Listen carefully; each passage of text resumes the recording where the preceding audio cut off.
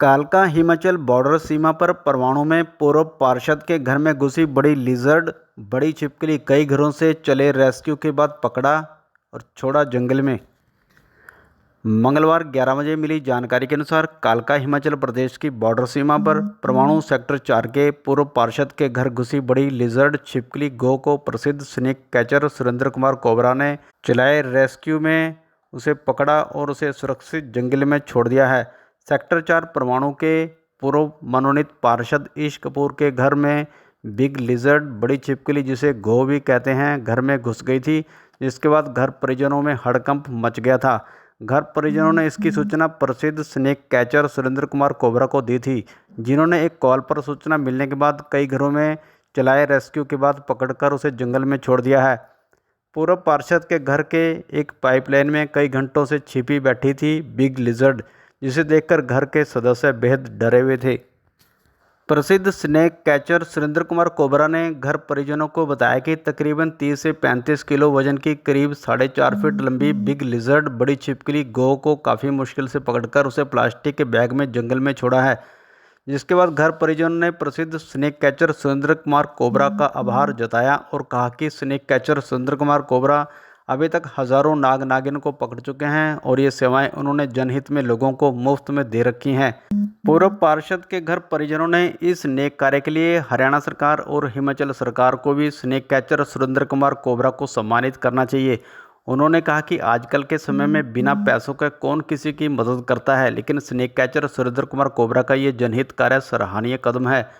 हरियाणा सरकार और हिमाचल सरकार को भी गंभीरता से इस मामले में कार्रवाई करते हुए राज्य स्तरीय सम्मानित करना चाहिए, क्योंकि snake catcher Surendra Kumar cobra कालका, पिंजौर और गांव में भी अब तक हजारों जहरीले स्नेक पकड़ चुके हैं।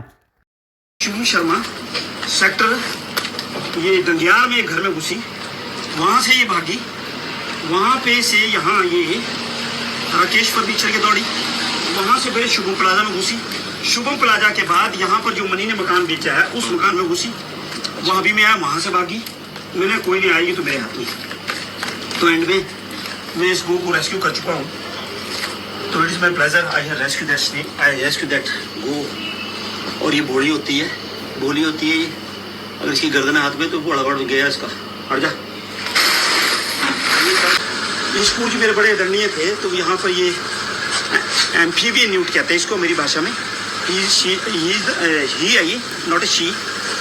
ये एम्फीबियन न्यूट है जिसको मैं रेस्क्यू करने में कामयाब रहा, तो मेरा सफल रहा। तो आपके बारे में तो दुनिया जानती है कि आप बिना किसी भाव के निस्वार्थ सेवा करते हो। ये के लिए बहुत बहुत थैंक यू।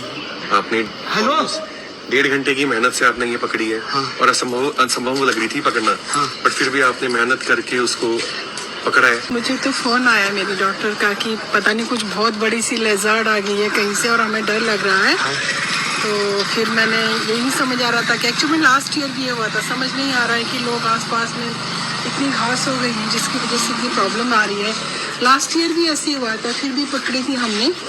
और इस बार फिर दोबारा से डर भी लग रहा था, बच्चे घर में थे। फिर मैंने हनी को बोला कि ऐसे ऐसी प्रॉब्लम हो गई है। फिर हनी ने बोला कि आपको बुला के, हम समझ ही नहीं आ रहा था, पहले सोचा कमेटी कॉल करे, फिर हनी ने बोला आपको बुलाते हैं ताकि आप ही पकड़ सकते हैं। और बहुत ही साइज में जब फोटो भेजी बच्चों ने, साइज इतने ज़्यादा था समझ नहीं आ रहा था।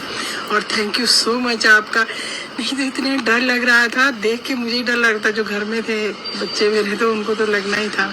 और आपको तो हम सालों से करते हुए देख रहे हैं और आप हकदार हैं उस सम्मान के जो आपको जेन्युइनली गवर्नमेंट से मिलना चाहिए, नॉन सिर्फ गवर्नमेंट से, कंट्री सेंट्रल गवर्नमेंट से मिलना चाहिए।